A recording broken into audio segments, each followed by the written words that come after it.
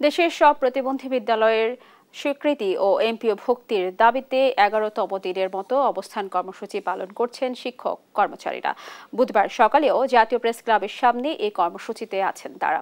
শিক্ষকদের দাবি, মানবেতর জীবনযাপনকারী শিক্ষকরা প্রতিবন্ধী শিক্ষার্থীদের শিক্ষাদানের মাধ্যমে শতভাগ শিক্ষানীতি বাস্তবায়নের চেষ্টা চালাচ্ছেন, কিন্তু সরকার তাদের দাবির প্রতি উদাসীন।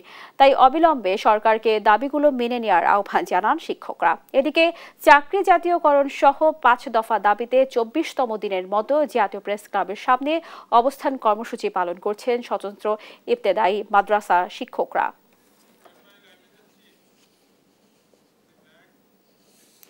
দর্শক, শিক্ষক আন্দোলনের খবর জানাতে সরাসরি যুক্ত হচ্ছেন সহকর্মী ফজল আদিত্য। আদিত্য, আপনি আমাদের জানাবেন দাবির বিষয়ে সরকারের সঙ্গে শিক্ষক কর্মচারীদের কোনো যোগাযোগ হয়েছে কিনা, আর বিস্তারিত কি তথ্য রয়েছে আপনাদের কাছে?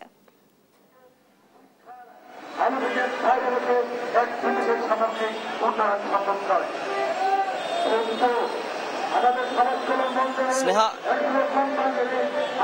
আমার পিছনে যারা দেখতে পাচ্ছেন যে প্রতিবন্ধী যে স্কুলগুলো রয়েছে, স্কুলগুলোর যে শিক্ষকরা কিন্তু তাদের যে অবস্থান কর্মসূচি সেটি কিন্তু টানা 11তম দিনে কিন্তু পালন করছেন। এবং আমার পিছনে কিন্তু শিক্ষকরা তাদের বিভিন্ন দাবি যে রয়েছে সে সকল দাবি সমূহ কিন্তু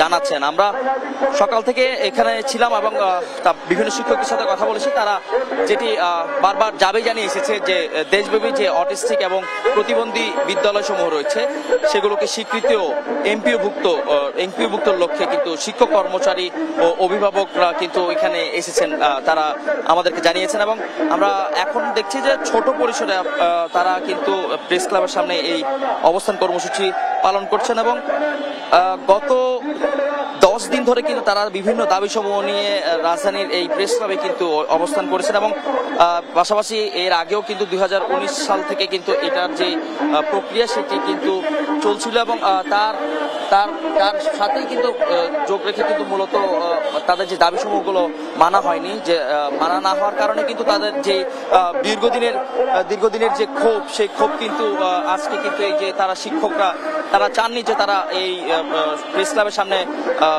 এরকম অবস্থানে যাবেন, কিন্তু তারা তাদের যে ধীরগতি, তাদের দাবি দাওয়া মেনে নেওয়ার সেই ধীরগতির কারণে কিন্তু মূলত এখানে তারা আজকে 10 দিনের মতো 11 দিনের মতো কিন্তু অবস্থান কর্মসূচি পালন করছেন। এই ছিল আমার কাছে প্রতিবন্ধী বিদ্যালয়ের যে শিক্ষকরা রয়েছেন তাদের অবস্থান কর্মসূচির সর্বশেষ।